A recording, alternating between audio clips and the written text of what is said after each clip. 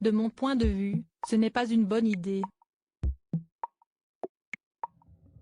À seulement quelques jours du couronnement de Charles III, la princesse Anne a accordé une interview à la chaîne CBC News, dans laquelle elle a abordé la disparition de sa mère, le lien entre la monarchie et l'esclavage, mais aussi et surtout, le règne de son frère aîné. Depuis la mort d'Élisabeth II en septembre dernier, le père des princes Harry et William fait savoir qu'il ambitionne une monarchie resserrée, plus moderne et plus modeste. Cette vision du monarque répond aux critiques formulées par le grand public, à l'heure où le Royaume-Uni se retrouve dans une crise économique qui terrasse ses habitants sous des factures d'électricité toujours plus importantes. En réduisant le nombre de working royals, Charles III espère diminuer le poids de la facture de la famille royale britannique sur son peuple. Une vision des choses qui n'est pas partagée par la princesse Anne.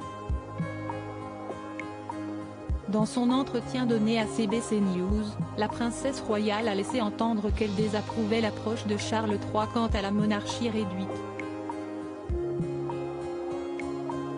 Je pense que ce projet de monarchie réduite était viable à une époque où il y avait quelques personnes en plus travaillant pour la couronne.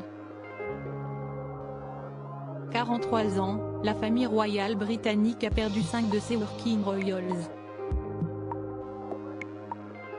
En 2020, le duc et la duchesse de Sussex lançaient une tempête médiatique en annonçant le mégoï, ou, en d'autres termes, leur rupture avec la famille royale.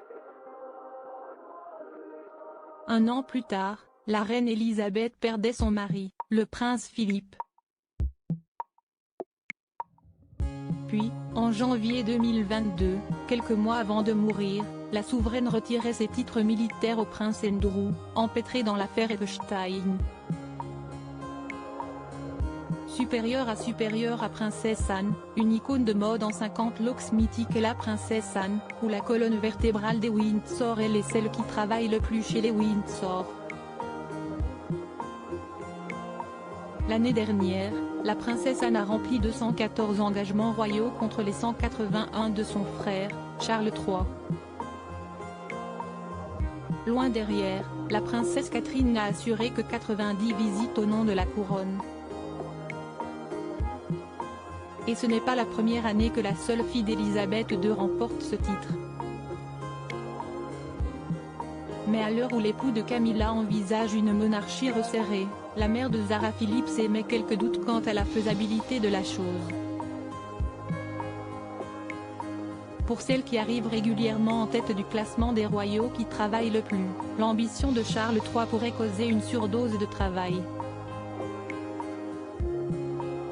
Et pas question pour Anne de payer les pots cassés. Article écrit en collaboration avec 6 médias Crédit Photo, agence.